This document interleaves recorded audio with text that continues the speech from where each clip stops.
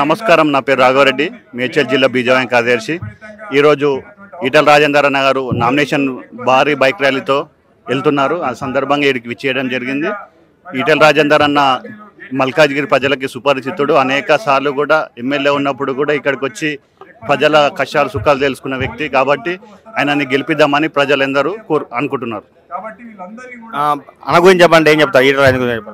ఈటల రాజేందర్ అనే వ్యక్తి నేను ఇంతవరకు అలాంటి మంచి వ్యక్తిని లీడర్ని చూడలేదు. ఇదే ఫస్ట్ టైం.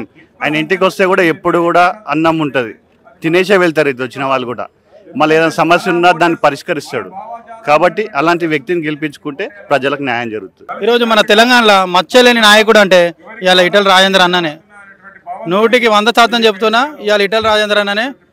ఇప్పటి వరకు చెప్తున్నా, ఏ నాయకుడు కూడా ఇంత మంచిగా కార్యకర్తకి ఎనీ టైం ఇంత పొద్దున కూడా అన్నం పెట్టి కార్యకర్తలు మంచిగా ఉండాలని ఆలోచన చేసిన ఏకైక వ్యక్తి మన రాజేందర్ అన్న.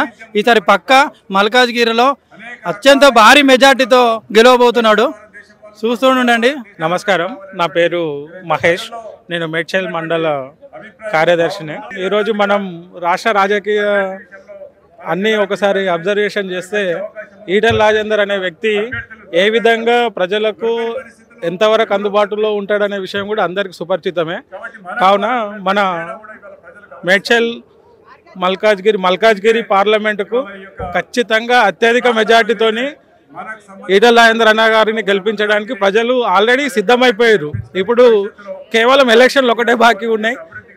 ఎప్పుడైతే ఎలక్షన్లు పెడతారో ఆ రోజు ఖచ్చితంగా ఈటల రాజేందర్ అన్న గారిని భారీ మెజార్టీతో గెలిపించడానికి ప్రజలందరూ సిద్ధంగా ఉన్నారు. ఇప్పుడు కేవలం ఓట్లు వేయడం కోసమే వెయిట్ చేస్తున్నారు. ఇప్పుడు ఎప్పుడు వేద్దామా అనే ఉత్సాహంతో ఎదురు చూస్తున్నారు. ఈటల రాజేందర్ అన్న గారికి వేద్దామని, కమలం పువ్వు గుర్తు మీద ఓటు వేసి గెలిపిద్దామని ఉత్సాహంతో మల్కాజ్గిరి పార్లమెంట్ ప్రజలందరూ ఉన్నారు. మేడ్చల్ మల్కాజ్గిరి పార్లమెంట్లో ఈ ఎలక్షన్లో అభ్యర్థిగా ఉన్న ఈటల రాజేందర్ అన్న గారు అత్యధిక మెజారిటీతో గెలుస్తున్నారు.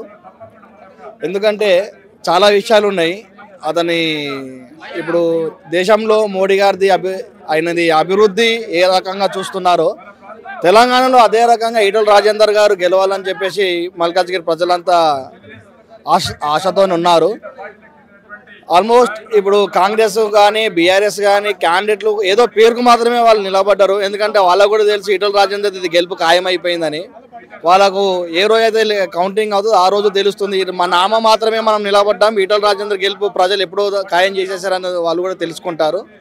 సో ఈటల రాజేందర్ అన్న గారి గెలుపు భారీ మెజారిటీతో ఈ మేడ్చల్ మల్కాజ్గిరి గెలవబోతుంది.